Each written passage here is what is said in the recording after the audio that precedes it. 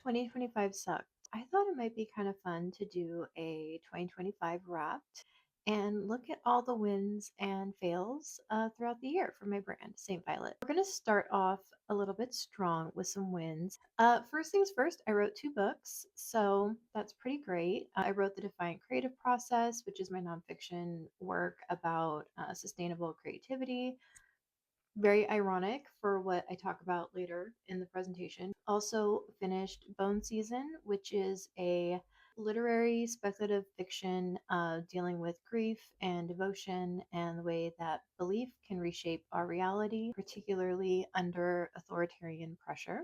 I released the Idea Archive, which is a Zettelkasten inspired Notion system for capturing and connecting your ideas and then developing projects with said ideas. I also built the Violet Underground, which is a free resource library for writers and artists and creatives. And then lastly, I expanded our writing toolkit by adding some plot, character, and world building workbooks.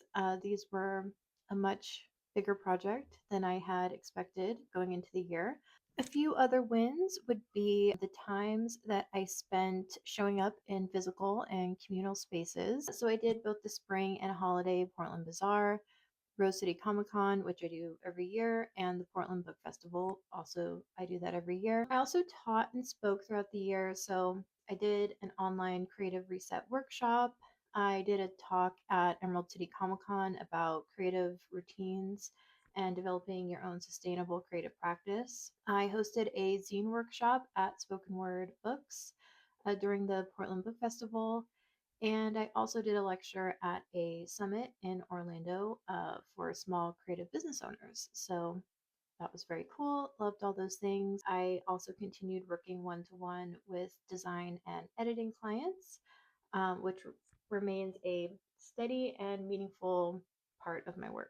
So, what worked in 2025? The solid relationships that I built with other artists and creatives. Those relationships definitely matter more to me than any type of reach or scale. The response to the new books that were released this year was definitely great as well.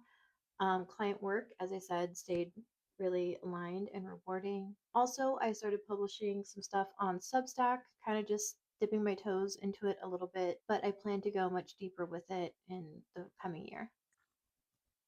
Okay, so the fails.